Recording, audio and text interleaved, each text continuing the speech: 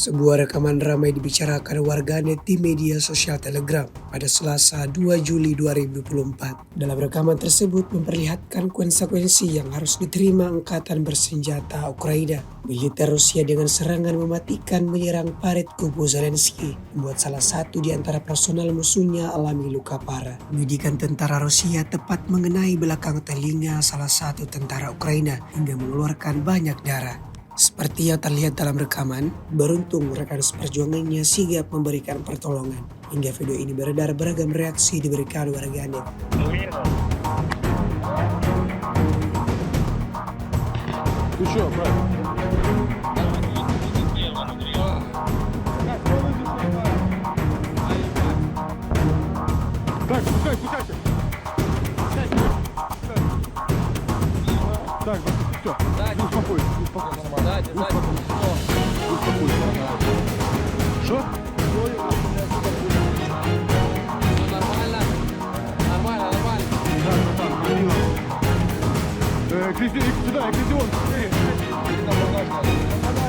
Давай, пацаны. Как чувствуешь себя?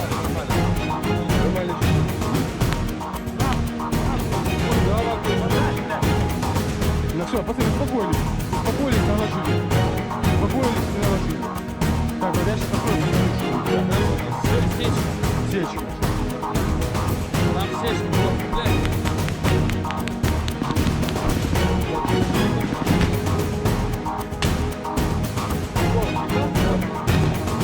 Прошла, вытащила она.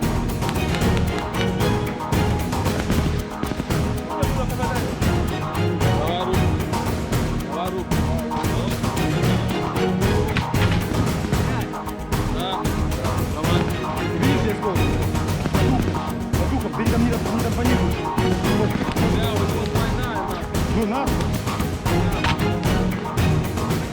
Давайте пошли, нахуй.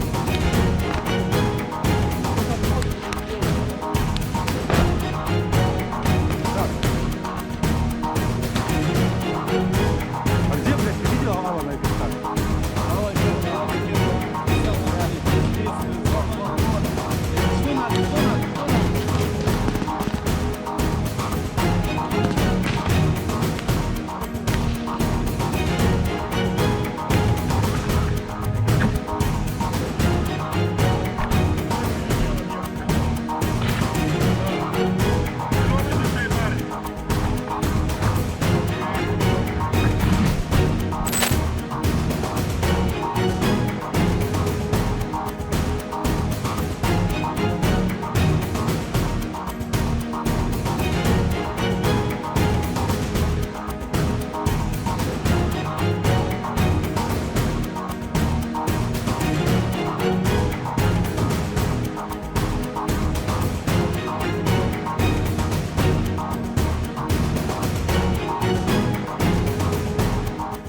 Download Tribun X sekarang, menghadirkan lokal menjadi Indonesia.